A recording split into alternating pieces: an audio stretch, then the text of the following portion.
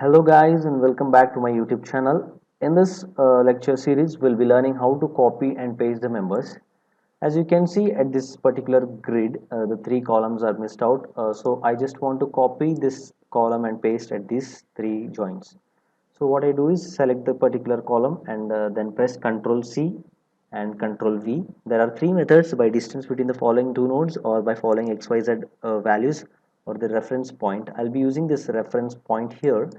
Plus press on this reference point. As you can see, the column that is been selected here is shown in this box with the two nodes at the bottom and the top. I'll be using the top node because we do not have any base node at this for this column. So this with this node, I'll be selecting this node and then press OK, and then just click on this and press OK.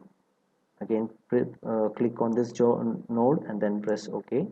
Click on this node and then press OK. Okay, we have copied and pasted the same column at these three nodes. I will just show you in the 3D rendered view.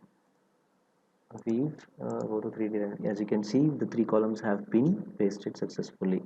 Again, I'll carry out another method. I'll just delete these four columns, delete the nodes as well, and then copy these four columns. As you can see, then Control C, Control V, and then reference point. As all the four columns have been selected, this dialog box shows that there are four columns here.